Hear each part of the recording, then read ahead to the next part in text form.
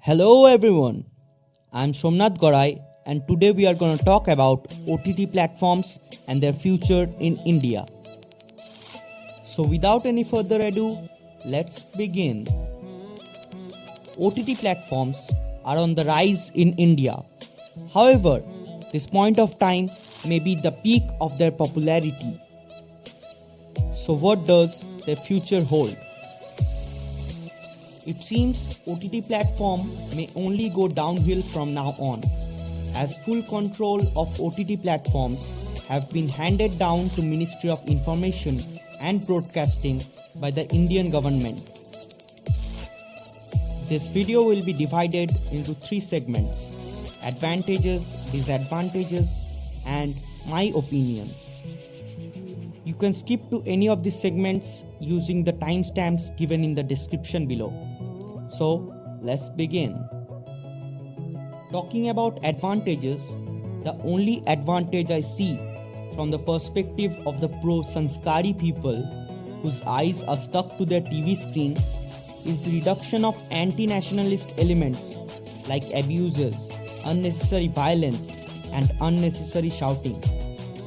It's like they've never watched the parliament. Let's move on to disadvantages. From the eyes of today's youth, the disadvantages are endless. Number 1. Lack of good content.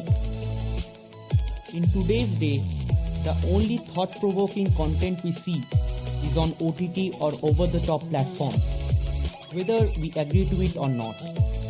If people think free will can be curbed by censorship, they need to immediately see a psychiatrist. Number 2. The tragedy that is called censor board, where certain movies like Ulta Punjab receive hundreds of cuts and an R rating for raising the issues of drug addiction in Punjab. Mindless erotic comedies of Ekta Kapoor get an UA rating. This shows what a tragedy the censor board in India is. Number 3. Destruction of the future of several talented actors.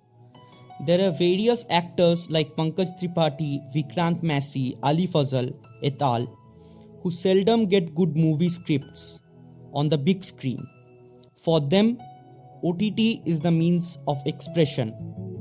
This will destroy careers of numerous talented newcomers. Number 4. No place for individual content makers. Individual content creators like those on YouTube will have nowhere to speak out or express their creativity. Now, where will they go to express their creativity? Last, but I think the most devastating consequence: a firewall around India. India may slowly be covered by a firewall that will neither allow outside information to get in nor inside information to get out. Is this not what China is today? So, what is my take on censorship in India? I believe criticism is a necessary evil, but not censorship. It is only when unnecessary abuses are hurled on without any proper context that censorship has to be brought into play. I also believe that it will be impossible for any single entity to mum the voices of millions. Even if they try doing so, a virtual private network will always come handy in order to open ourselves to the outside world. This is all that I have to say about censorship in India. Thank you very much. If you have reached till here, consider liking, subscribing, and commenting on how I can improve my videos.